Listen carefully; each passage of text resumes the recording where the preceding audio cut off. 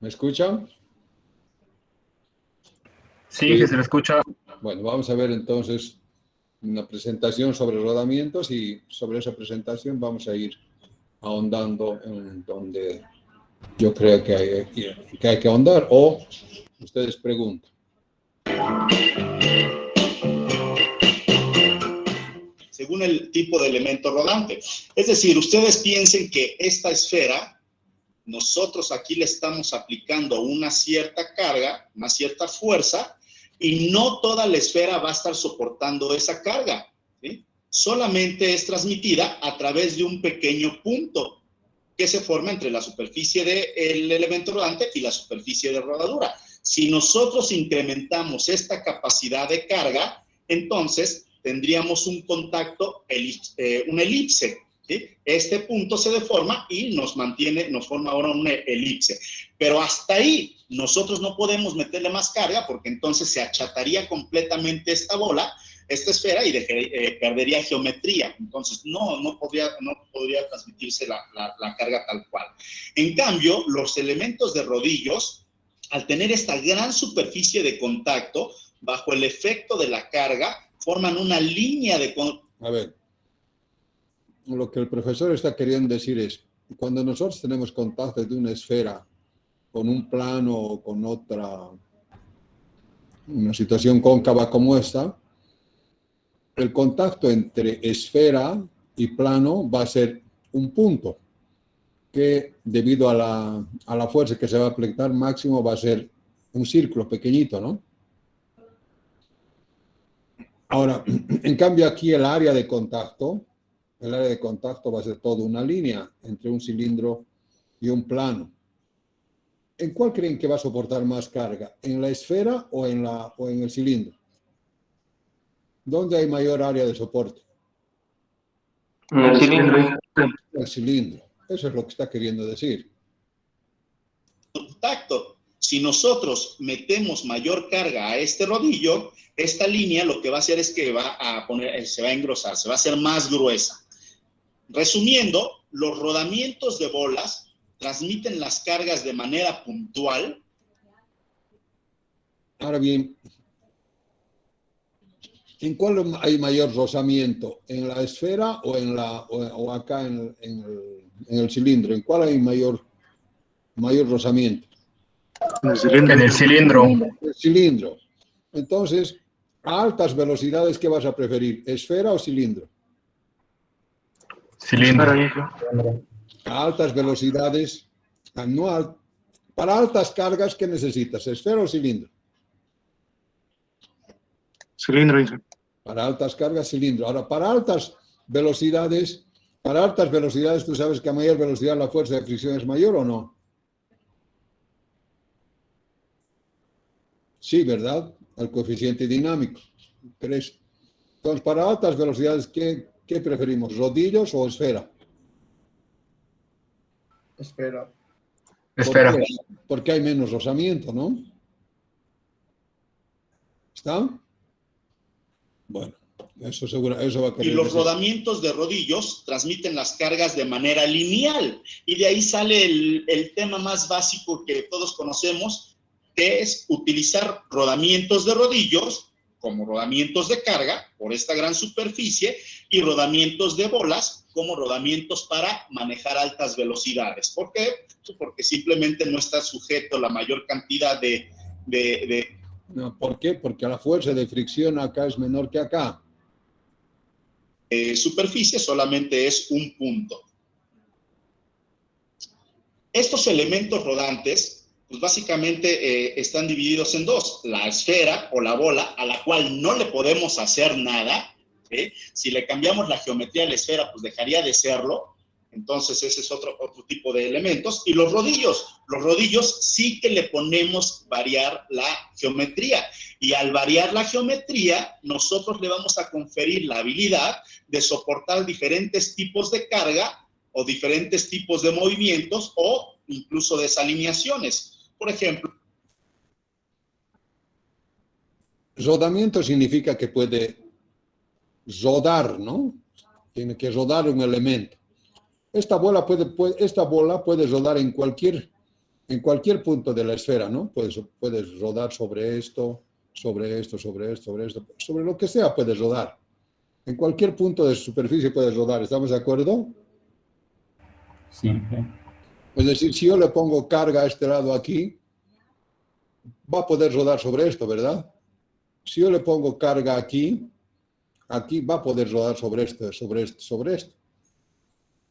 En cambio, un cilindro, si yo le pongo aquí la fuerza, va a poder rodar sobre esta superficie, ¿no? Si yo le pongo fuerza aquí, ¿va a poder rodar sobre esta superficie o no? No, Inge. No, no, no. Entonces, ¿qué significa? Entonces ya no se va a comportar como un rodamiento. ¿Qué significa? Que las bolas pueden soportar fuerzas radiales y axiales en cualquier dirección. Bueno, eso vamos a ver ya dependiendo de la construcción del rodamiento, pero puede soportar fuerzas radiales y axiales. En cambio, el cilíndrico solamente puede ser radial y no axial, o muy, muy poco de axial, porque no va a rodar sobre esta superficie. Ahora, cuando hay cargas radiales y axiales, a veces no soportan las de bolas. Entonces, ¿qué hacemos? A este cilindro le damos una forma curva, de tal manera que mediante esta curva puede soportar pequeñas fuerzas radiales porque puede rodar sobre estas partecitas. ¿Se entendió? Lo mismo esto. Va a poder rodar sobre esta parte, es decir, con una fuerza axial, todavía va a rodar un poco sobre esto. ¿Se entendió? Solo que en esto en una sola dirección. Es decir, si la fuerza está en este sentido, va a poder rodar sobre esto. Pero si la fuerza está en esta dirección, no hay dónde, no hay esta parte esférica. Entonces aquí no va a poder rodar. Entonces la carga axial solamente sería así. En cambio aquí puede ser de aquí o de aquí. ¿Se entendió? Sí, Sí, Inge. Un rodamiento de rodillos cilíndricos, si nosotros lo partimos o lo seccionamos, tendríamos un rodillo de aguja con la misma característica de rodillos cilíndricos de soporte de carga radial, pero con un menor tamaño. Si nosotros a este rodillo le hacemos por aquí unos ángulos y los volvemos esféricos, le vamos a dar la capacidad de ese rodamiento de soportar cargas axiales, soportar cargas radiales, pero también soportar momentos de desalineación, ya sea que sean esféricos simétricos o esféricos asimétricos que son de mayor tamaño. En el caso de los rodillos cónicos, pues simplemente le da la capacidad a este rodamiento de soportar en primera instancia cargas radiales más cargas axiales, es decir, cargas combinadas. Y este es un gran punto que debemos de tomar en cuenta. Tu máquina está fallando constantemente, tienes que analizar a qué cargas están sujetas y cuál es el rodamiento que está puesto ahí. Hace algunos días me mandaban una información, una consulta de una motobomba a la cual, no vamos a pensar mal, pero a la cual alguien o simplemente los números de rodamientos en la placa del equipo, pues se había borrado, ¿eh? Es decir, solamente se veían los últimos 3 y era un 304. Entonces me preguntaba alguien, oye, ingeniero, ¿lleva un 6304? ¿Lleva un NU304, lleva un 7304? Y la verdad es que pues ellos no tenían por ahí tampoco documentación de qué es lo que llevaba, ¿no? Entonces tenemos que conocer el equipo, qué es lo que está haciendo, qué es lo que está sucediendo, y en general, rodamientos, vamos a tener aquellos del tipo de soporte de carga radial. Piensen en el eje, ¿sí? Piensen en el eje de su máquina, ya sea que esté vertical o sea que esté horizontal, y todo lo que llegue de manera perpendicular al eje va a ser considerado como una carga radial. Por ejemplo, el peso en un motor eléctrico, el peso del eje, el peso del conjunto rotor-estator, por ejemplo, si está acoplado a una banda, la tensión de esas bandas, las poleas, el peso de las poleas, todo eso es carga radial que está siendo soportada por el rodamiento. Vamos a tener rodamientos también, o vamos a tener la aparición de cargas axiales. pensando en ese mismo eje, ya sea orientación vertical o axial, todo lo que llegue paralelo o en dirección hacia donde está el eje es considerado como carga axial. Por ejemplo, si hay alguien acá, en el ramo de alimentos y bebidas, sus llenadoras, esas coronas de orientación, ese es un rodamiento que soporta cargas axiales. Por ejemplo, si ustedes tienen grúas viajeras, la acción de bajar el gancho y de cargar una pieza, eso es una carga radial. Pero si esa carga tiene que girar hacia un lado o hacia el otro lado, esa va a ser carga axial. Un poco más sencillo, piensen por ejemplo en el dibujo básico de un tanque de guerra. Está la oruga que está caminando y luego está la torreta donde está el cañón, tal cual, y ese movimiento que hace para girar hacia un lado o hacia el otro, para ver hacia un lado o hacia el otro, esa es una carga axial que debe estar sujeta por un rodamiento. Y también vamos a tener cargas combinadas, que es, por ejemplo, la acción de los dos tipos de carga, tanto radial como axiales. Por ejemplo, en un motor eléctrico principalmente está sujeto a cargas radiales, ese es su mayor trabajo, pero hay un momento en la operación de ese motor eléctrico en el que no sabemos qué tipo de carga está siendo sometido, incluso puede haber una carga axial.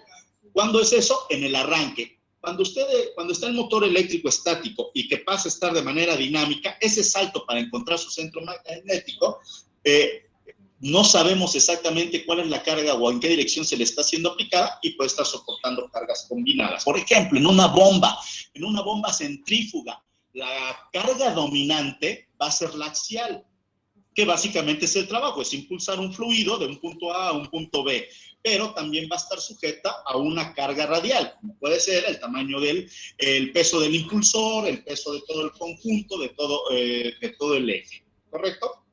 Luego, tenemos la capacidad de carga. La capacidad de carga es expresada como el grado básico de carga dinámica. En pocas palabras, cada vez que yo tenga que calcular un rodamiento, el por qué está fallando o un rodamiento. Bueno, acá nosotros hemos hecho un poco más de análisis sobre las posibles fallas que puede haber, ¿no?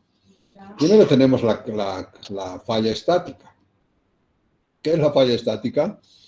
Es que cuando está quieta, debido a la fuerza, acá puede haber un aplastamiento, es decir, una deformación de la esfera y se vuelve ovalado. Entonces ya no funciona como un rodamiento. Esa es una falla estática. ¿Y cuándo se va a dar? Cuando está en reposo o cuando la velocidad de rotación es demasiado baja. Es tan baja que la falla más importante sería la estática. Y tenemos la falla dinámica, que nosotros sabemos que debido a esta fuerza F, acá se produce una presión, y se acuerdan, se producen las tensiones de Hertz, ¿no? La falla dinámica hay dos. Primero, el desgaste por fricción, porque a pesar de que el coeficiente de rozamiento de rodadura es muy pequeña, pero hay fricción. Y si hay fricción va a haber desgaste, ya sea de la esfera o de la pista. Esa es una posible falla dinámica. Y la otra falla es que debido a esta fuerza y a esta rotación, cuando los elementos son curvos, hay una presión de rodadura que se llama, que se acuerdan, produce las tensiones de Hertz, que es la tensión cortante produce picaduras. Entonces, esta se llama falla dinámica y esta se llama falla estática. Esto está más dirigido, creo que a técnicos, y por eso no va a ser tanto hincapié en eso, pero esa es la máquina nueva, yo lo tengo que ver desde el punto de vista dinámico, es decir, al momento de estar girando. Hay otros equipos en los cuales se tiene que ver desde el punto de vista estático y desde su carga límite de fatiga, pero son equipos muy específicos. Por ejemplo, grandes transportadores, grandes grúas o aquellos equipos que giran a una velocidad extremadamente baja o que durante un transcurso, no sé, de 24 horas o de mayor tiempo, no llegan a dar una vuelta completa o están oscilando. Ahí sí debemos de mirar la capacidad de carga estática y la carga límite de fatiga. Pero en todos los demás, donde su rodamiento esté girando, arriba de 10 revoluciones por minuto, entonces ya lo consideramos como capacidad de carga dinámica. Entonces, de estas fallas que hemos visto acá, ¿ya? La más importante, en la mayoría de los rodamientos que están girando a más de 10 RPM, la más importante entre estos dos es siempre la falla dinámica. Luego viene la velocidad límite. Hace muchos años nosotros teníamos el concepto de, y incluso en los catálogos así aparecía, la referencia de velocidad con grasa y velocidad con aceite. Y en general nos decía que con aceite puede girar más rápido un rodamiento que si lo lubricamos con grasa. Hoy día ha cambiado un poco ese concepto, de hecho ya tiene más de 20 años ese concepto, y en los catálogos ustedes van a utilizar algo que se llama velocidad límite y velocidad de referencia. El parámetro que a nosotros nos importa es la velocidad límite. Recuerden que la temperatura que nosotros estamos registrando, ya sea con un termómetro, pirómetro o cualquier medidor de temperatura, es en la superficie, en la carcasa. Internamente el rodamiento está más caliente. La velocidad límite nos dice que es aquella velocidad a las cuales la temperatura interna y la temperatura externa de los rodamientos se igualarían sin causar ningún daño. Y para ello, nosotros tenemos que darnos cuenta de este número NDM. El número NDM es súper importante. No voy a hablar tanto de él ahorita porque nos llevaría mayor tiempo, pero este NDM nos sirve para saber si el rodamiento está trabajando a la temperatura ideal, nos sirve para saber si el lubricante fue bien seleccionado, cuál va a ser su consistencia, si vamos a lubricar con grasa o con aceite, nos sirve para saber si el rodamiento está llegando a su vida esperada o no, y básicamente es la combinación de multiplicar la velocidad de giro de su equipo, de su máquina, por el diámetro medio del rodamiento. ¿Cómo sacas el diámetro medio del rodamiento? Suma el exterior más el interior, divídelo entre 2 y ya vas a tener ahí el diámetro medio. Lo multiplicas por la velocidad de giro de tu equipo y te va a dar un número en velocidad angular, milímetros sobre minuto. Un número muy grande. Entonces, estos números nos van a decir a nosotros el régimen de velocidad o hasta qué velocidad es aguantado ese rodamiento. De hecho, hablando de lubricantes, los lubricantes también tienen una velocidad, las grasas principalmente. Entonces, por ejemplo, los axiales de bolas están diseñados para una velocidad límite hasta de 150,000, pero si lo lubricas con aceite, puede aumentar este número hasta un 40% más. Los rodamientos de doble hilera de bolas con contacto angular, rodillos a rótula o rodillos cónicos andan los valores de entre 250 hasta 350,000 de NDM. Y lubricados con aceite, pues podemos aumentar esa velocidad en estos porcentajes. El rodamiento que tiene un factor de velocidad más alto, pues es el rígido de una hilera de bolas, que está arriba de los 500,000 milímetros sobre minuto. Y Eso habíamos dicho, ¿no? Que los de bolas van a funcionar a más velocidad que de los rodillos. Y estas son las velocidades máximas a las que puede trabajar cada uno de ellos. Y acá te dice que si bien son estas las velocidades límite, esto es para grasa, pero puedes aumentar esto hasta un 20%, por ejemplo, si es aceite.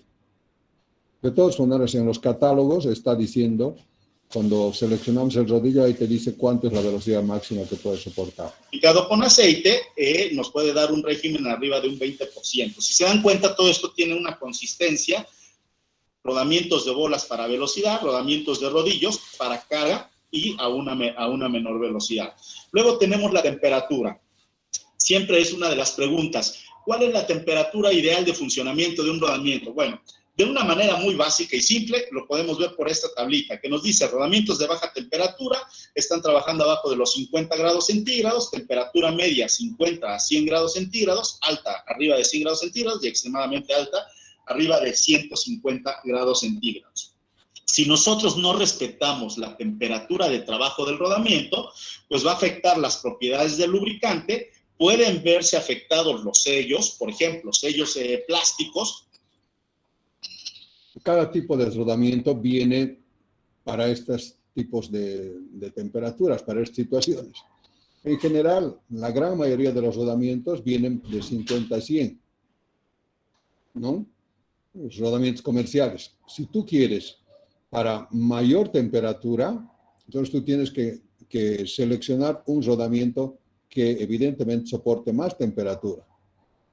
¿De acuerdo? O sea, si tú, por ejemplo, un rodamiento está funcionando en un motor a 400 grados centígrados y tú le cambias por uno de estos, por una media, por un rodamiento que esté en este rango, seguramente va a fallar.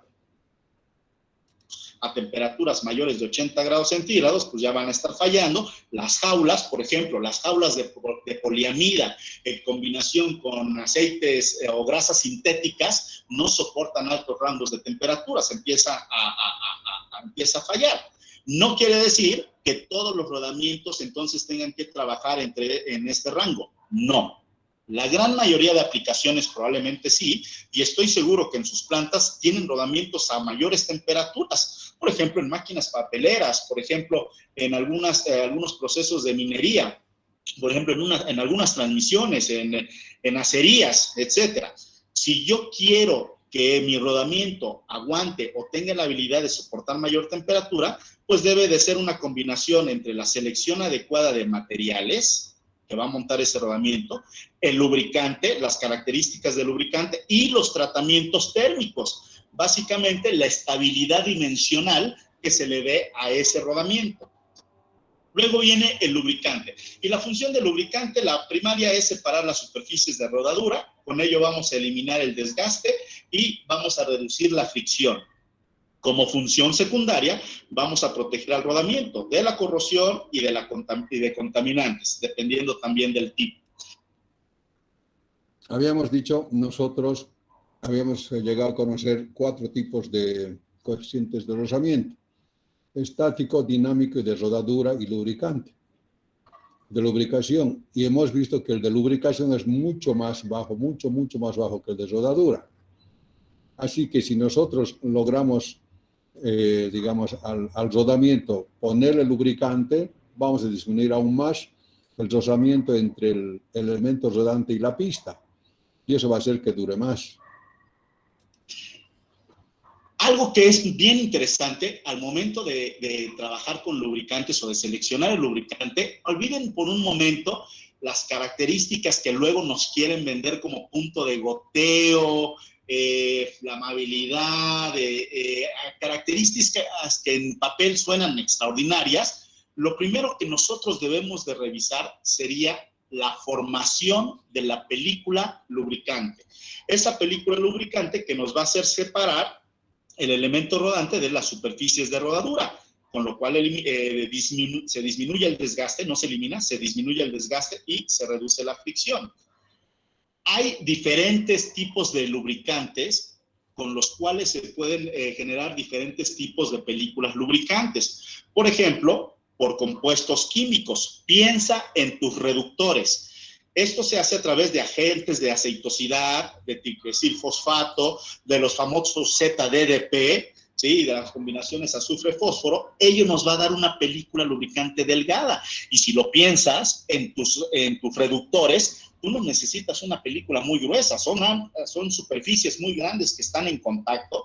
Entonces, si nosotros le metemos una película muy gruesa, aumentaría la fricción y aumentaría la temperatura. Y de por sí son máquinas que están trabajando a niveles altos de temperatura. Por ejemplo, en una transmisión de un vehículo, de un camión en la minería, de equipos móviles, nosotros tenemos que formar la película lubricante por estos agentes de aceitosidad y una película delgada. Luego, puede formarse también por lubricantes sólidos, ya sea por boratos, nombre comercial del disulfuro de molibdeno, el moli, por grafitos o por teflones. Piensa en transportadores, elevadores de cangilones, en cadenas. Piensa en aquellos equipos que tú los lubricas a través de un spray, a lo mejor, impregnando, por ejemplo, en guías lineales, ¿sale? Eso se logra a través de lubricantes sólidos. Más o menos me forman un tamaño mediano de la película lubricante. La película más grande que yo debo de formar, una película gruesa, se logra a través de la viscosidad del aceite. Y para rodamientos, nuestra película lubricante la vamos a formar por viscosidad del aceite. Es el parámetro principal. Y cuando hablamos de película gruesa, no crean que es algo extremadamente muy grande. De hecho, para rodamientos, ese espesor, esa película gruesa debe de andar entre 1 a 4 micras. ¿Sí? De 1 a 4 micras. Lo ideal sería tener una película de 2 micras. ¿Cómo lo podemos identificar? Bueno, agarren una hoja de papel y a esa hoja de papel, imagínense que ustedes la pudieran dividir en 100 partes. De esas 100 partes, ¿sí? Viéndola de manera horizontal, ¿sí? Si pudiéramos sacarle 100 rebanadas a esa hoja, agarras 2 y esa sería el espesor de tu película lubricante. Eso sería tu película gruesa. Entonces, ¿cuál es la importancia de la viscosidad del aceite base? Toda. Y esa viscosidad está siendo afectada en principio por estos 3 parámetros, por la temperatura, por la velocidad de giro y por la carga. Por lo tanto, la viscosidad del aceite va a cambiar con la temperatura. Esta viscosidad es la principal herramienta para ajustar entonces el espesor de la película lubricante. Compra un lubricante, te ofrecen un lubricante maravilloso. Lo primero que tú tienes que saber es cómo se va a comportar a la temperatura de operación del equipo. No importa si a temperatura ambiente me hacen alguna prueba y no hay humo, no hay ruido, no hay fricción, etcétera. Lo importante para ti es cómo se comporta en tu equipo. Tu equipo que está trabajando a 40 grados de temperatura, a 70 grados centígrados, a 100, 120, etcétera. Eso es lo fundamental. Luego hablaremos de la desalineación. No todos los rodamientos, de hecho la gran mayoría de rodamientos no soportan desalineación. Y es una de las causas más frecuentes por la que fallan. Esa desalineación puede deberse a la instalación del equipo. Esto habíamos visto, creo que por acá. Es la desalineación. Si tú tienes un eje así desalineado que aquí está exagerado, ¿no? Entonces, este desalineamiento, ¿qué va a hacer? Va a palanquear sobre una de estas, en este caso, sobre este anillo interior y va a generar sobrecargas. Porque si este elemento es rígido, no le va a permitir que esto se desalinee así, por lo tanto va a generar sobrecargas, ¿no? Entonces, para eso hay rodamientos autoalineantes que son estos, que le permiten a este salirse de acá, del anillo interior, salirse un poco, no mucho, para que se ponga en esta misma dirección del desalineamiento. Puede deberse al montaje del equipo y, por supuesto, a la operación misma del rodamiento. De hecho, hay muy pocos rodamientos que sí soportan desalineación. Por ejemplo, axiales de rodillos a rótula, rodamientos de rodillos a rótula, de bolas a rótulas, aquellos soportes de fundición de acero, rodamientos. Estas, por ejemplo, ven, esta puede desalinearse un poco. Esta también. Esta también. Esta también. En cambio, esta no se puede desalinear, esta tampoco, ¿no? Esta tampoco se puede desalinear. Hay algunos, son pocos los que se pueden desalinear y estos se llaman autoalineantes. Con elementos toroidales, etcétera, algunos axiales de doble efecto, sí pueden llevar a cabo desalineación y tampoco es tan grande la desalineación. No quiere decir que yo voy a utilizar solamente rodamientos de doble hilera de rodillos a rótula y me voy a olvidar de alinear el equipo. Por supuesto que no, ¿no? Solamente pueden ayudarme en momentos claves de la operación. Por ejemplo, en máquinas papeleras, cilindros secadores o de embobinado de papel. Hay veces que la napa pesa tanto que el papel el rodamiento empieza a sufrir deflexiones derivado de ese rodillo y los rodamientos tienen la habilidad de estar soportando, acumulando esa desalineación. Por ejemplo, alimentos de bebidas, fábricas de bebidas o alimentos que tengas agitadores, la industria del cemento también, agitadores. Normalmente tus agitadores, yo debo de poner un rodamiento que soporte deflexión del eje, entonces a lo mejor utilizo algunos de bolas a rótula, ¿sí? Y pues bueno, es una gran uso. En la industria eólica, pues también pueden llegar a ocuparse. Otro de los puntos o de los conceptos más importantes es el arreglo de rodamientos, donde básicamente los rodamientos que se encuentren. El rodamiento te está diciendo al montaje. Y aquí habíamos visto que hay dilatación, ¿no? Cuando está funcionando este eje, va a haber una dilatación tanto radial como axial. Entonces, nosotros tenemos que permitir, y es en función de eso, además que vamos a decir qué lado va a ser el fijo, cuál va a ser el móvil. Entonces, y tiene que haber un espacio para que haya una dilatación axial, siempre. No puede ser que los dos estén totalmente empotrados, de tal manera que cuando esto se vaya calentando, no hay donde se dilate, ¿no? Aquí va a haber sobretensiones en el eje.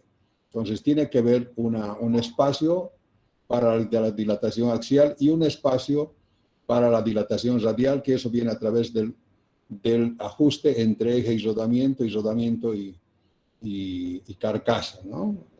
Eso es lo que habíamos aprendido. Vamos a ver qué dice. Puestos en un mismo eje, le vamos a llamar arreglo de rodamientos. Aquí en este arreglo yo tengo 2 rodamientos, aquí en este arreglo tengo 3 rodamientos, pero incluso puedo tener 16, 32 rodamientos en un usillo para una máquina, para máquinas y herramientas. Los arreglos de rodamientos son muy grandes, ¿sí? Tienen un mayor número de componentes. Entonces, yo debo de tener en cuenta que en ese arreglo de rodamientos debe haber un lado fijo y un lado libre. Olvídense un poco del concepto que tenemos en la industria, por ejemplo, de un motor, que le llamamos lado libre al lado de ventilador del motor y lado fijo al lado carga, a donde está el lado transmisión. Cuando hablamos del arreglo de rodamientos, nosotros le vamos a llamar rodamiento fijo, aquel rodamiento que mecánicamente no tenga espacio para moverse a ningún lado. Por ejemplo, en este arreglo, aquí tenemos un escalón o un tope en el eje. Este rodamiento aquí queda fijo, no puede moverse hacia ningún lado. En el aro, y de este otro lado, tiene aquí una arandela de seguridad y una tuerca de fijación, ¿sí? Este rodamiento, por su aro interior, no va a poder moverse hacia ningún lado. Y por el aro exterior, por esta tapa, también topa con el aro exterior del rodamiento, la cual lo fija y impide cualquier tipo de movimiento.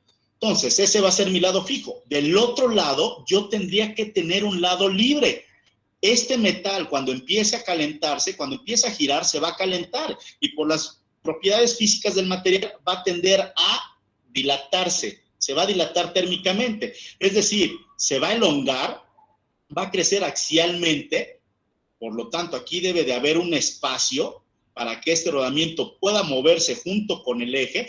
Y también se va a dilatar radialmente, ¿eh? Es decir, esta flecha va a crecer, ¿eh? Por lo tanto, va a haber una reducción aquí del juego radial del rodamiento. Más tarde voy a hablar de eso. Pero en general, todos los equipos deben de tener ese arreglo lado libre y lado fijo. Por ejemplo, en una bomba. Piensen en una bomba centrífuga. Tengo en el lado impulsor, probablemente, un rodamiento rígido de una hilera de bolas. Está fijo por este escalón del eje y tiene aquí un intersticio, tiene aquí un espacio. Este eje, por el mismo efecto de la fuerza axial de la impulsión del líquido y por el mismo parámetro de temperatura, se va a elongar o va a crecer hacia este sentido y debo yo de permitirle o de que tenga espacio. Pero por el otro lado, tengo aquí una pareja de rodamientos de una hilera de bolas con contacto angular, montaje espalda con espalda, los cuales están fijos por este escalón del eje, están fijos por esta tapa, pero también están fijos por esta tuerca de fijación, esa arandela.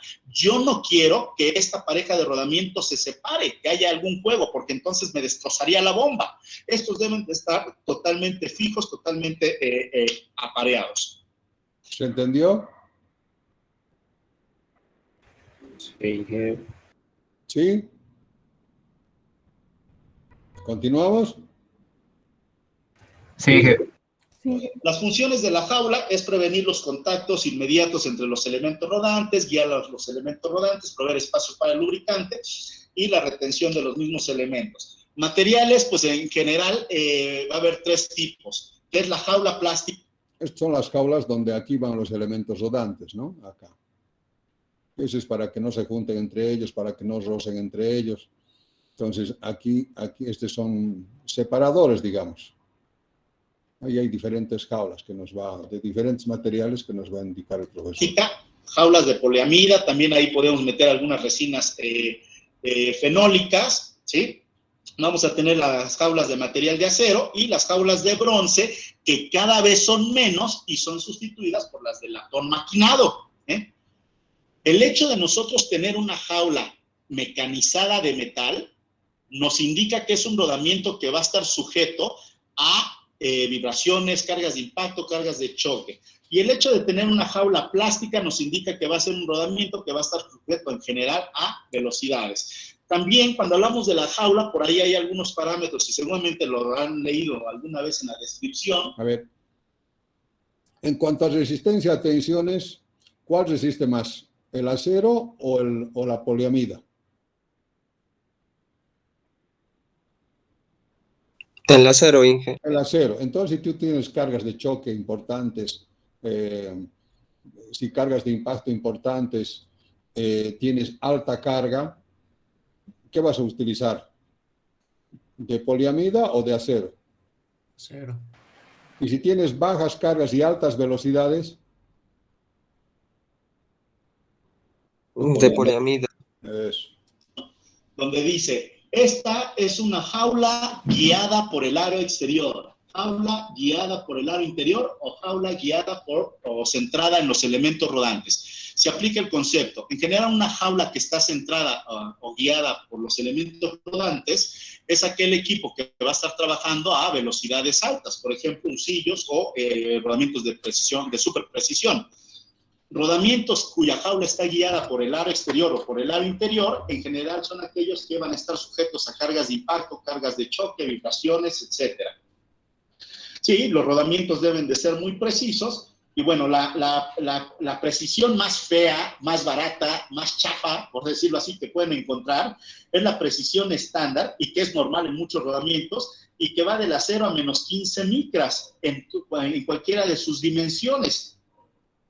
Unos rodamientos de precisión, incluso hoy día ya muchos fabricantes, los rodamientos ya vienen de fábrica con la precisión P6, que va de 0 a menos 12 micras. Rodamientos para usillos de alta precisión andan en precisiones desde 0 a menos 7 o 0 a menos 2.5. Depende, por supuesto, de...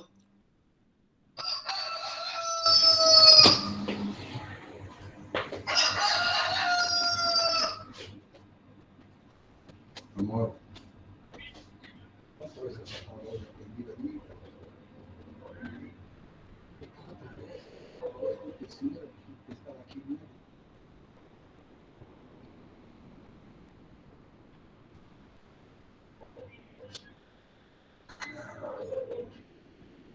Yo no sé, yo estás pensando en que para salir, ¿a qué tienes que te quede la olla?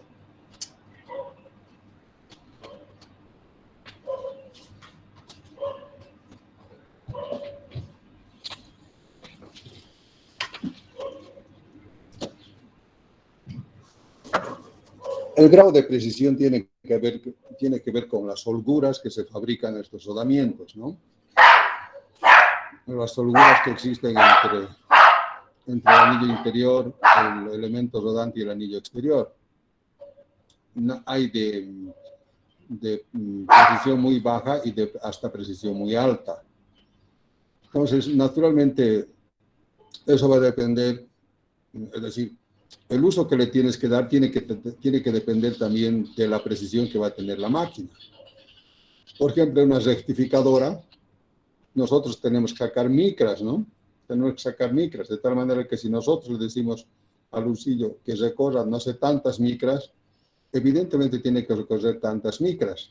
Y para eso aquí la holgura tiene que ser mínima, por lo tanto tienen que ser rodamientos de gran precisión. En cambio, para un molino no necesitamos de tanta precisión porque cuesta muchísimo más los de gran precisión que aquellos que no lo son, los normales. ¿Se entendió?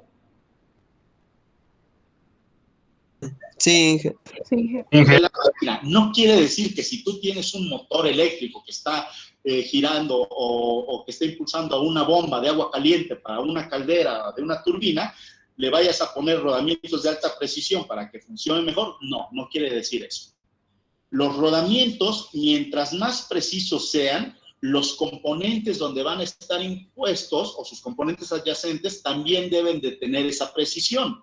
Si tú quieres poner un rodamiento de súper o de alta precisión, El eje también debe estar maquinado, súper o alta precisión.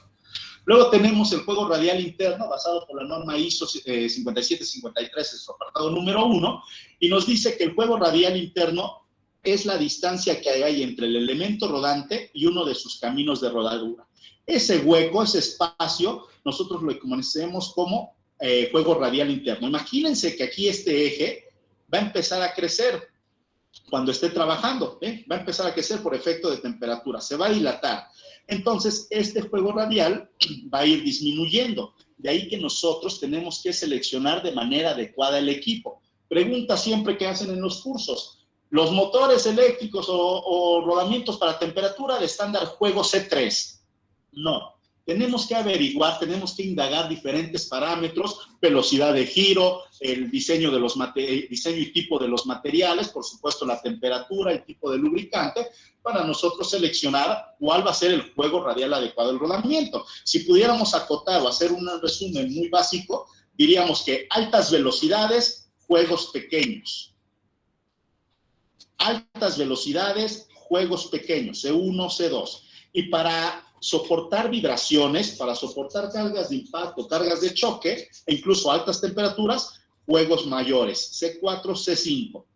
El juego normal y el juego C3 es considerado propiamente dentro de algo normal en la operación de los rodamientos. Entonces, el juego normal vive entre el C2 y el C3, ahí en medio es donde está el juego normal del rodamiento. Y forzosamente, ustedes cuando estén escribiendo la nomenclatura de un rodamiento, deben de especificar qué tipo de juego es el que lleva. Si hay un número y no tiene especificación de ninguna de estas letras C, nosotros podemos inferir que tiene un juego normal. Pero si tiene C1, C2 o cualquiera de estas, pues ya sabemos cuál es el juego normal. Los valores de este juego cambian dentro de este rango de norma de fabricante en fabricante. Entonces, tú tienes que revisar en el fabricante del rodamiento que estás utilizando cuál es para él el juego radial máximo y mínimo que puede traer tu rodamiento. Vamos a hablar acerca del rodamiento rígido de una hilera de bolas.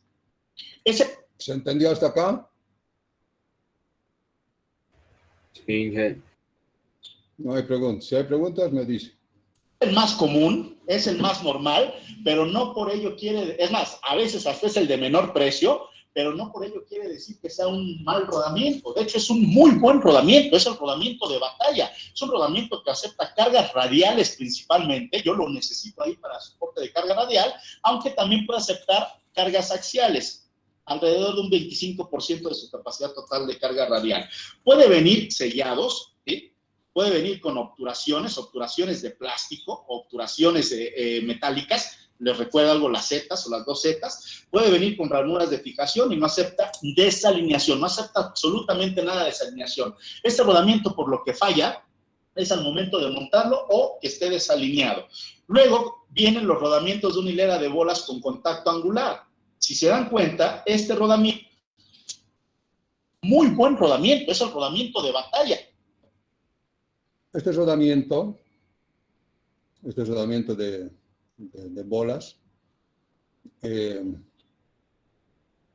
por la forma que tiene, porque tiene el hueco, o el anillo interior y el anillo exterior, va a soportar cargas radiales importantes, pero cargas axiales en ambas direcciones, porque tiene a ambos lados, tiene la pestañita que le va a permitir soportar, pero no tan grandes. Si nosotros tenemos cargas radiales y fuerzas axiales más importantes, entonces necesitamos otro tipo de rodamiento, que es el que vamos a ver. Es un rodamiento que acepta cargas radiales principalmente. Yo lo necesito ahí para soporte de carga radial, aunque también puede aceptar cargas axiales, alrededor de un 25% de su capacidad total de carga radial. Puede venir sellados, ¿sí? Puede venir con obturaciones de plástico, obturaciones metálicas. Les recuerda algo las zetas o las dos zetas. Puede venir con ranuras de fijación y no acepta desalineación, no acepta absolutamente nada de desalineación. Este rodamiento, por lo que falla, es al momento de montarlo o que esté desalineado. Luego vienen los rodamientos de una hilera de bolas con contacto angular. Fíjense acá, lo que ha variado es, en los rodamientos rígidos, está el anillo exterior, la pestaña tiene ambos lados. a ambos lados, así hasta acá. Pero pequeñas, digamos hasta por acá, nada más, ahí. Entonces puede soportar fuerzas axiales en este sentido, en este sentido. Pero cuando hay fuerzas axiales más importantes, el rodamiento rígido ya no soporta.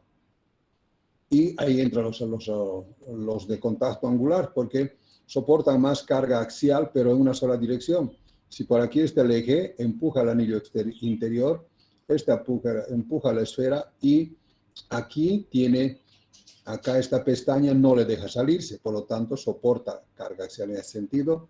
Importante, pero si empujamos de aquí al anillo interior, este por aquí se sale, no va a soportar en la otra dirección. Si se dan cuenta, este rodamiento no tiene, tanto su aro exterior como su aro interior, en los laterales tienen la misma anchura.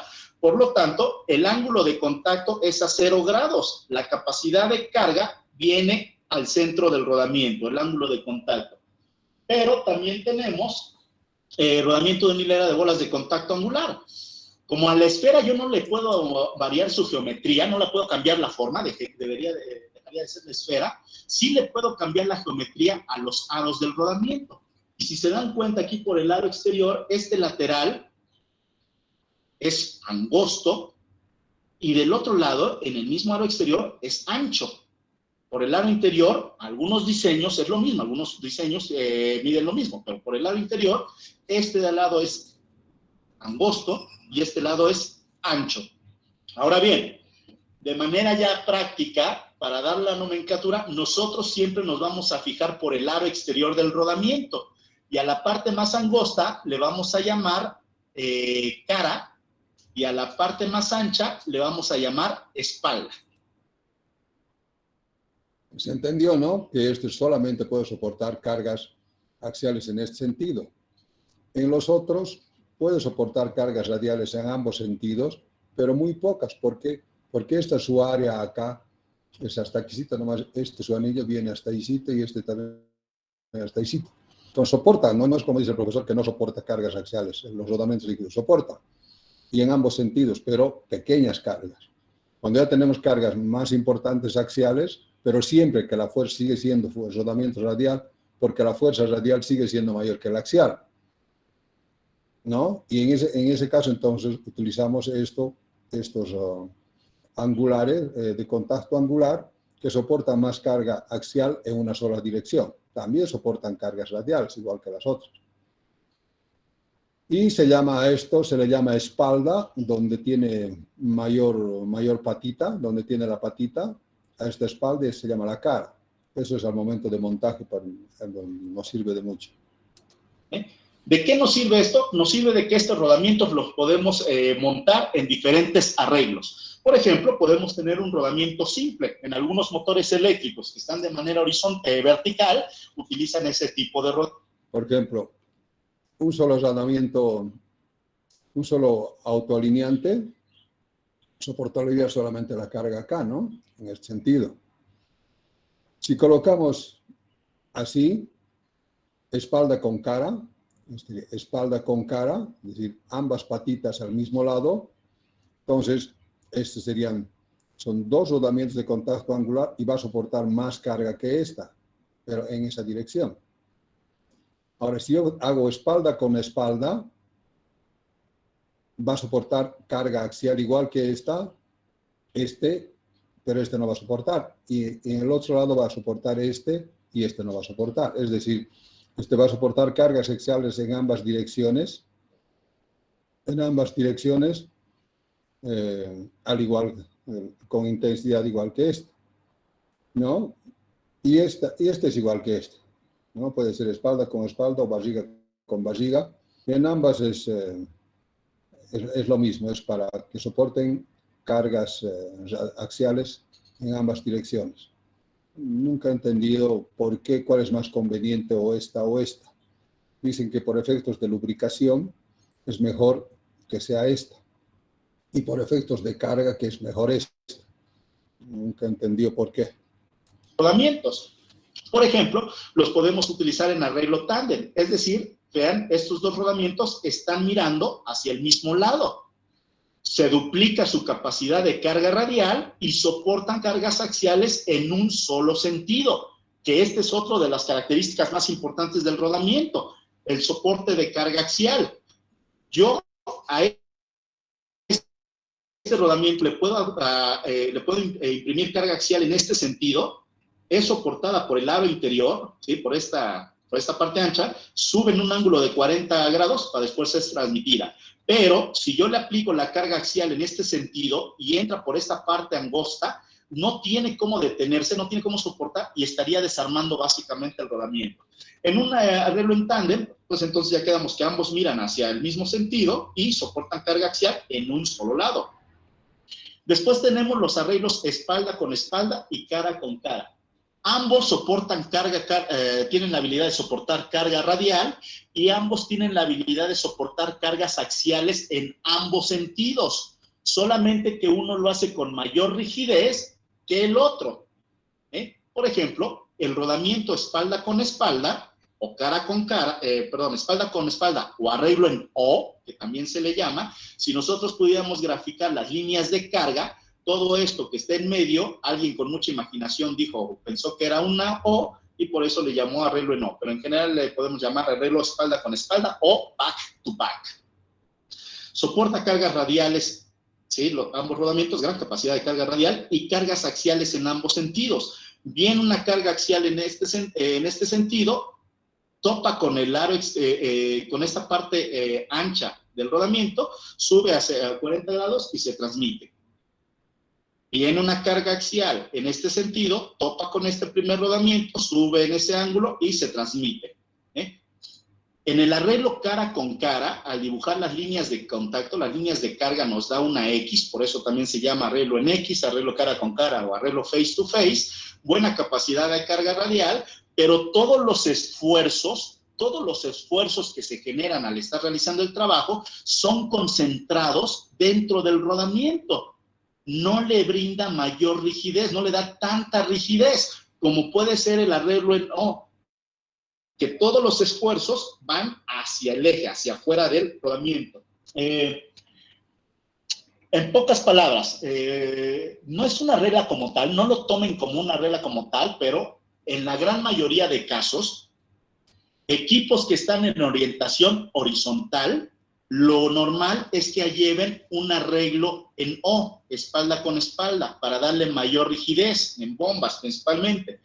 Y cuando están en orientación vertical, lo normal es que lleven un arreglo face to face o en cara. Este arreglo face to face, cuando ustedes lo ponen de manera vertical, le confiere al rodamiento una retención de lubricante, hace que no tenga tanto escurrimiento y que se anide ahí el rodamiento, además de que puede ir a mayores velocidades.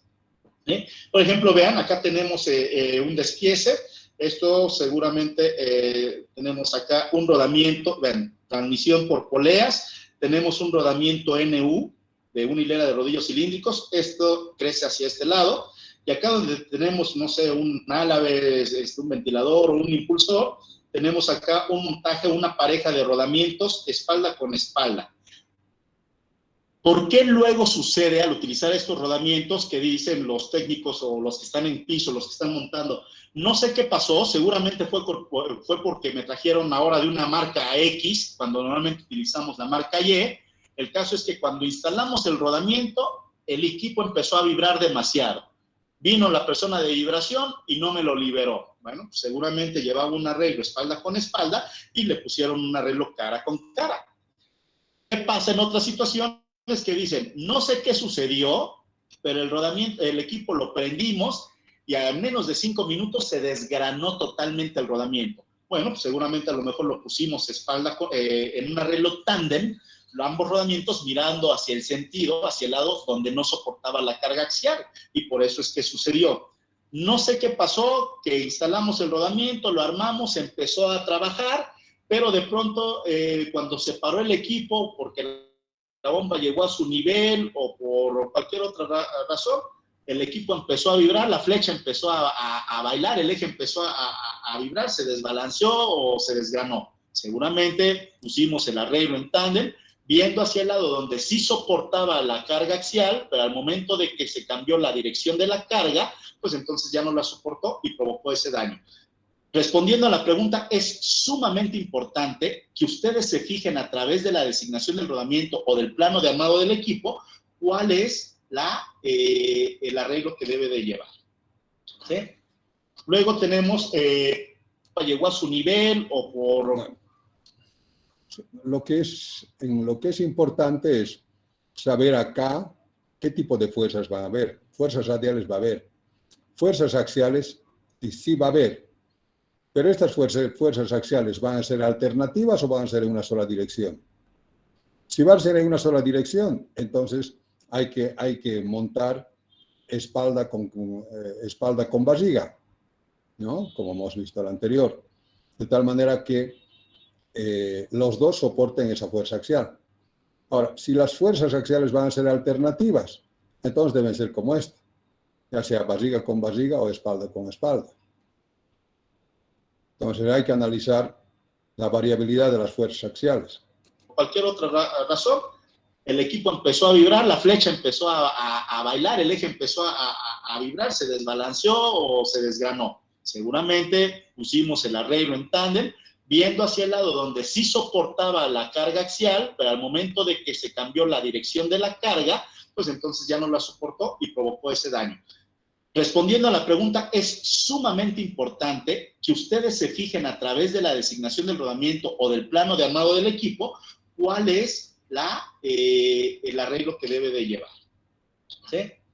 Luego tenemos rodamientos de doble hilera de bolas con contacto angular. Si este arreglo ocupa mayor espacio, pues pongo uno de doble hilera de bolas con contacto angular, funciona de la misma manera, es más angosto y soporta mejor. ¿Dónde se utilizan? En algunos equipos de bombas, en algunos cubos de rueda de nuestros automóviles, en algún tipo de bombas. Luego tenemos los... Entonces te dice, en vez de colocar dos rodamientos de contacto angular, ya hay rodamientos de doble hilera de contacto angular, que es un solo rodamiento. Rodamientos de bolas autoalineables, se llaman autoalineables básicamente porque en el área interior tiene dos caminos de rodadura independientes para cada elemento rodante y en el aro exterior tienen una superficie esférica, lo cual le conviene la habilidad de tener movimientos basculantes. ¿En dónde se ve o dónde se aprecia? Aquí está el autoalineante, ¿no? Es decir, se sale un poco. Acá, esta parte de acá es cóncavo, así, entonces, con más el anillo interior, los elementos rodantes pueden girarse un poco y funcionar a un ángulo acá.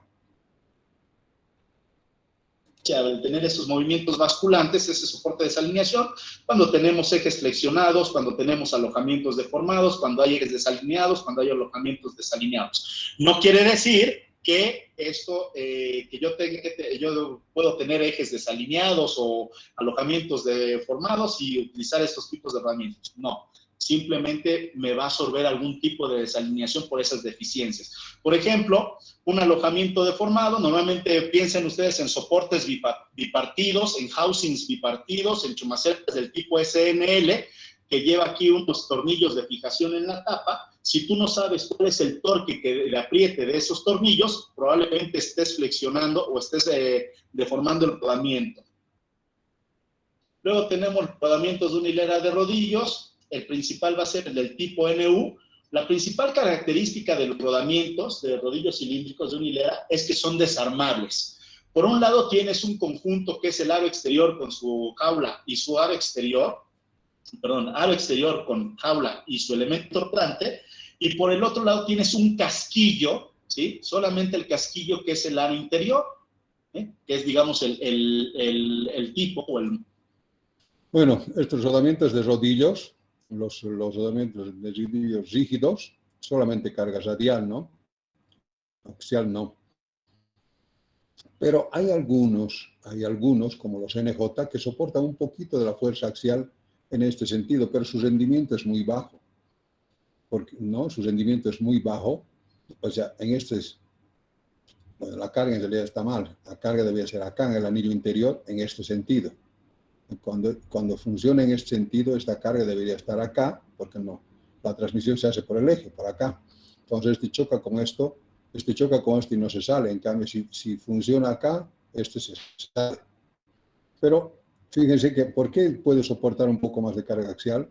Porque tiene esta pestaña acá. Pero el rendimiento es muy bajo porque aquí está habiendo fricción por deslizamiento, no es por rodadura. Por eso que el rendimiento de esto es bajo. O sea, siempre es preferible tener rodamientos de bolas para contacto axial que rodamientos de rodillos, a no ser que sean los esferoidales. El modelo tradicional. Eso yo los puedo encontrar en un montón de aplicaciones donde necesite yo capacidad de carga radial y no tanta velocidad. Ahí es donde van a funcionar. Son buenos para soportar cargas radiales, no tanto para soportar cargas axiales. De hecho, no es recomendable utilizarlos como soporte de carga axial. Y normalmente, cuando yo en un equipo tengo un lado o uno de bolas, rígido de bolas, con uno de rodillos, siempre este lado, el de rodillos, en general, va a ser el lado libre, hacia donde está creciendo el eje. Luego tenemos los rodamientos de una hilera de rodillos cónicos, conos y taza. Los menos son aquellos rodamientos de la serie 30.000 o dimensiones en milímetros. En general, los que más se utilizan. Estos ya van a soportar nuevamente cargas radiales importantes y cargas axiales, porque esta conicidad le va a permitir todavía tener cierta rodadura a esto en el cono. Pero también nuevamente en una sola dirección. Son los rodamientos en dimensiones en pulgadas, aquellos que tengo que especificar por un lado el cono y por el otro lado la taza. Aplicaciones, pues principalmente en la industria, cualquier tipo de transmisión, cualquier tipo de gran transmisión, ahí vamos a encontrar los rodamientos de rodillos cónicos, en reductores, en ruedas de vehículos, en generadores eólicos. Ahí es donde nosotros vamos a encontrar este tipo de rodamientos. Luego tenemos los rodamientos de rodillos a rótula de serie 20.000. Igual, son los rodamientos más robustos que puedan encontrar en el mercado. Aguantan altas temperaturas, aguantan vibraciones, cargas de impacto, cargas de choque, contaminación. Son los de batalla. Si tú tienes una aplicación que está en extremos, que tienes muchas temperaturas, tienes vapores, tienes agua presente, tienes vibraciones, tienes golpes, tienes cargas de impacto, cargas de choque, seguramente estás utilizando rodamientos de rodillos a rótula y seguramente sabrás que estos los puedes montar directamente al eje o a través de un manguito de fijación para reducir su juego radial y que trabajen de manera adecuada. Estos rodamientos pueden venir con el agujero cónico del aro interior para utilizar un manguito de montaje o buje de montaje, depende de cómo tú le llames, o un manguito de desmontaje o buje de desmontaje, o directamente a un eje con superficie cónica. Por ejemplo, en los ejes principales de los generadores eólicos, ahí es donde podemos encontrar este tipo de rodamientos. Bueno, ya estamos por terminar. Solamente vamos a repasar en nuestro sistema de designaciones y básicamente dice que el sistema de designación básica de rodamientos está compuesto por un prefijo que lo puede o no llevar el rodamiento. Hay algunos que sí lo llevan, hay otros que no llevan prefijos, más la serie del rodamiento, es decir, un primer número que nos va a indicar cuál es el tipo, y la serie de dimensiones, que es la serie de diámetro exterior, la serie de anchura y la serie de diámetro interior, por supuesto. Y por último, una serie de sufijos. Lo que es la serie de rodamiento y la serie de dimensiones nos va a decir el tipo de rodamientos y cuáles son sus dimensiones de este componente. Los prefijos y sufijos nos van a dar características especiales como juego interno, C2, C3, C4, como Estos dos son los más importantes. Estos dos, todos los rodamientos tienen. En cambio, estos, el primero y el último, no siempre. Ya es para especificar algunos rodamientos especiales. Precisión, P4, P9, P6, etcétera, o incluso tubulaciones, o como le llamamos normalmente los sellos, 2Z, 2RC1, ZZ, DDU, etcétera. Van a variar de fabricante a fabricante. Lo que son los prefijos y los sufijos no están estandarizados, no entran dentro de la norma ISO, por lo que para que un fabricante, por ejemplo, las dos tapas metálicas que lleva un rodamiento de líquido de una hilera de bolas, que le llama ZZ, para otro es 2 zetas, o para otro es DD.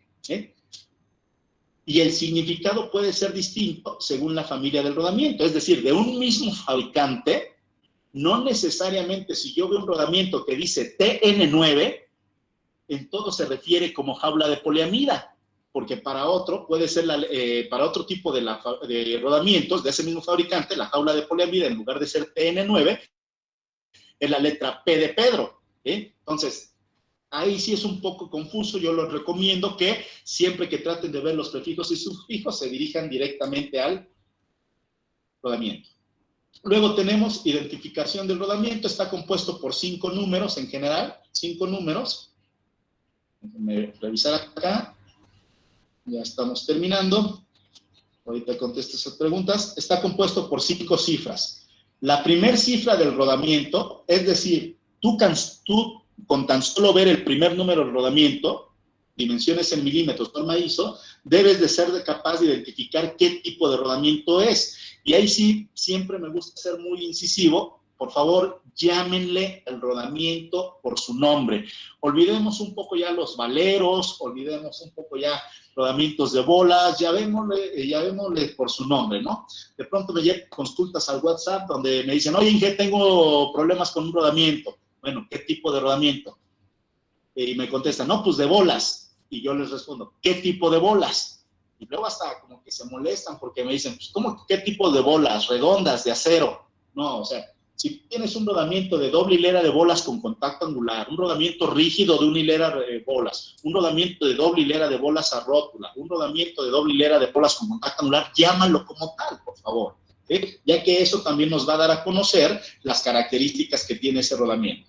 La segunda cifra nos dice la serie de anchura. ¿Qué tan ancho es ese rodamiento? No nos va a dar un valor numérico, una medida. No nos va a decir cuántos milímetros son. No, simplemente nos va a dar una serie que puede ser 8, 9, 0, 1, 2, 3, 4 y nos va a decir en relación uno con otro qué tan ancho o tan angosto es. Luego viene la serie de diámetro exterior. Igual no nos va a decir cuántos milímetros de diámetro exterior tiene. Solamente nos dice por ese número, el 2, el 3, el 0, el 5, etcétera, qué tan alto o qué tan grande es su diámetro exterior con respecto al otro. Luego, las últimas 2 cifras de cualquier rodamiento, dimensiones en milímetros, norma ISO, las últimas 2 cifras, siempre y cuando... Esto sí es importante. En la norma ISO, estas 2 últimas cifras siempre te van a dar el diámetro del interno del rodamiento, es decir, el diámetro del anillo interior, ¿no? Y hay que multiplicar el número que te da, por ejemplo, si te dice 50, esta hay que multiplicar por 5 y ese va a ser el diámetro del anillo interior. Estén entre el número 0,4 hasta el 96, la multiplicas por 5 y directamente te va a dar el diámetro interior en milímetros. Es decir, si yo tengo un rodamiento 6205, las últimas 2 cifras son 0,5, multiplicado por 5, me dice que tiene 25 milímetros de aro interior. Yo le puse acá 20 milímetros, ¿no? Es 25. Si yo tengo, por ejemplo, un 232.96, CAW33, el 96 lo multiplico por 5 y directamente me da 480 milímetros. Si yo tuviera, por ejemplo, uno de rodillos cónicos, que es un 30-210 J2Q, muy utilizado en productores, las últimas 2 cifras son 10 multiplicado por 5, me da un diámetro de 50 milímetros. Si te das cuenta, con esta primera regla, hay otras 2 más, que no voy a entrar en detalle, pero con la primera regla cubrimos todos los rodamientos desde 20 milímetros de aro interior hasta 480 milímetros de aro interior. Piensa en los rodamientos que tienes en tu planta, cuántos rodamientos tienes abajo de 20 milímetros de agujero, de aro interior, y cuántos rodamientos tienes. O sea, con esto, con esta fórmula, cubres desde, no sé, desde 5 milímetros de diámetro interior hasta 480. O sea, 480 son 48 centímetros de diámetro interior. Es un rodamiento enorme. rodamientos con diámetro mayor a eso es muy difícil que se te presente, pero puede ser que se dé el caso y en ese caso hay que ir a un catálogo y especial para hacer un pedido especial. Arriba de 480 milímetros de aro interior. Probablemente van a ser muy pocos, probablemente no tengas ninguno, o probablemente tú estás en la industria pesada y sí tengas varios de esos números. Este sería entonces la primera cifra del rodamiento, el primer número con los cuales vamos a identificar. Entonces los que inician con 0 son los rodamientos de 2 hileras de bolas con tanta. ¿Cuántos rodamientos? Este decíamos que nos decía el tipo de rodamiento, ¿no? El primer número. Ahora vamos a ver cuáles son esos. Este sería entonces la primera cifra del rodamiento, el primer número con los cuales vamos a identificar. Entonces los que inician con 0 son los rodamientos de 2 hileras de bolas con contacto angular, aunque me voy a dar cuenta que ese 0 no cuenta como tal y inician con el número 3 o el número 5, rodamientos de bolas a rótula, rodamientos de rodillas a rótula o axiales de rodillas a rótula, rodamientos de rodillos cónicos, rodamientos de doble hilera de bolas, rígido de doble hilera de bolas, axiales de bolas, etcétera. Por ejemplo, el 6, rodamientos rígidos de hilera de bolas. Todos los que inicien con el 6 son rígidos de una hilera de bolas, 6205, 6405. Eso es bien importante y se me olvidó. Por norma ISO, tú no le puedes decir a este rodamiento 6205, que es un rodamiento 6205 2Z. No, la norma ISO me indica que siempre debo de dejar al último las dos últimas cifras que me indican el tamaño del rodamiento. Por ejemplo, este es un rodamiento 62, tamaño 0,5. Este es un rodamiento 232, donde estoy dando a entender el tipo de rodamiento, la serie de anchura y la serie de altura, tamaño 96. Y este es un rodamiento 302, tamaño 10. Siempre dejar al último el tamaño del rodamiento. Hay que irnos acostumbrando y así referenciar cuál es el tamaño. Por ejemplo, tienes un 7315, no es un 7315. Es un 73 de una hilera de bolas con contacto angular, tamaño 15. Y por último, pues bueno, vean, la Asociación de Fabricantes de Rodamientos de América, o de Estados Unidos, mejor dicho. Bueno, esta es la norma ISO, ¿no? Esta es la norma ISO.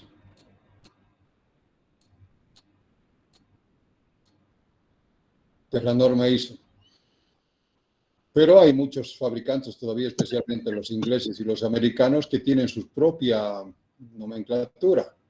Entonces, para llevar a eso, tienes que hacer el traspaso de una norma a otra. El rodamiento. Hay que irnos acostumbrando y así referenciar cuál es el tamaño. Por ejemplo, tienes un 7315, no es un 7315, es un 73 de una hilera de bolas con contacto angular, tamaño 15. Y por último, pues bueno, vean, la Asociación de Fabricantes de Rodamientos de América, o de Estados Unidos, mejor dicho, hay veces que yo siempre les recomiendo, no hay veces, siempre yo voy a recomendar que si quieres confiabilidad en tus equipos, debes de tener un levantamiento real de todos los rodamientos que tienes en planta. Todos. Y qué mejor que tenerlos en un número comercial. Pero hay veces que estamos haciendo ese levantamiento y en las placas de los equipos nos dice, oye, aquí hay un 50BC03JPP3. Oye, acá hay un 30BC02JGG30A26. Y uno piensa que es una pieza específica de ese fabricante, que es una pieza del fabricante del equipo original. Muchas de las veces por garantías, por temas de garantías, pues sí, te dicen, me los tienes que comprar a mí. Pero cuando se acaba la garantía de esos equipos, pues tienes que buscar la solución más adecuada a costo-beneficio. Entonces, lo que te conviene es transformar este número, ATMA, en un número comercial. Y básicamente nos dice que la primera cifra, en este caso el 50, lo dividimos entre 5 y nos va a dar el diámetro interior del rodamiento. Es decir, las últimas dos cifras van a ser 10. ¿Por qué? Porque 10 por 5 me da 50 milímetros. Luego, la segunda cifra, BC, me va a decir el tipo de rodamiento que es. En este caso, yo sé que es un rígido de una hilera de bolas. Ya sé que por norma... Hay que entrar para eso tienes que tener una tabla de conversiones, ¿no? Tienes que decir BC, que significa en la AGMA y en la AGMA es el 6 a la ISO. Y así, o sea, tienes que entrar a hay unas tablas de conversión.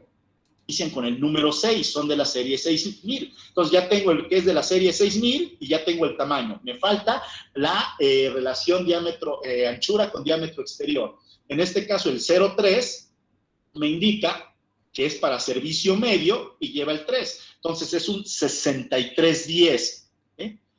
La letra J me indica que es una jaula de acero. Yo reviso el fabricante, a lo mejor para un fabricante X me dice, todos mis rodamientos vienen de estándar con jaula de acero, no necesitas ponerle un sufijo.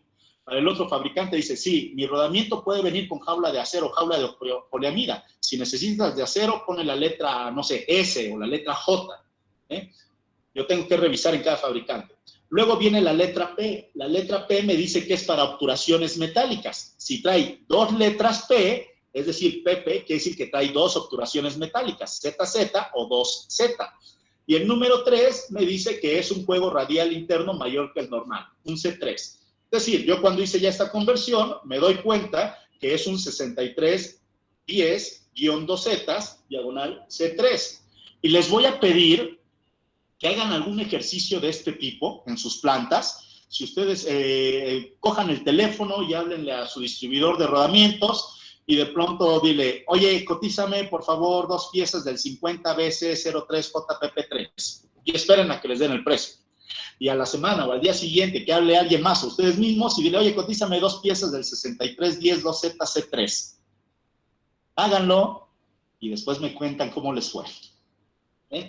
La designación AGMA, esto yo se los puedo pasar. A todos los que se registraron, yo les voy a hacer llegar esta información.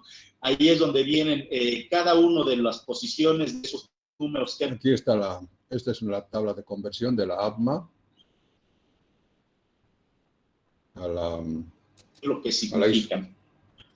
Y bueno, pues ya por último, y para terminar, un poco de almacenamiento. Sus rodamientos deben de estar bien almacenados, almacénenlos bien, libres de vibraciones, libres de polvos, a temperaturas y humedades adecuadas, porque si no se genera un efecto de falso Brinelling y es muy probable que hoy día estén montando rodamientos que nos estén sacando de su caja y que ya presenten algún daño. Al final del día recuerden que el rodamiento es una pieza de precisión y debe de ser tratado como tal. Damas, caballeros, les agradezco mucho. Ahí les estoy poniendo mi correo electrónico para cualquier consulta, cualquier duda. ¿Está? ¿Entendieron? Sí, Inge. Bien. El muchacho que nos está ayudando en bajar este video, sería importante que lo bajemos este video también. ¿Quién está ayudándonos?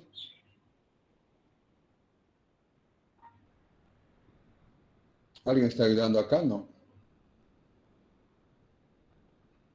No, 5 puntos es. Nadie quiere ganar 5 puntos.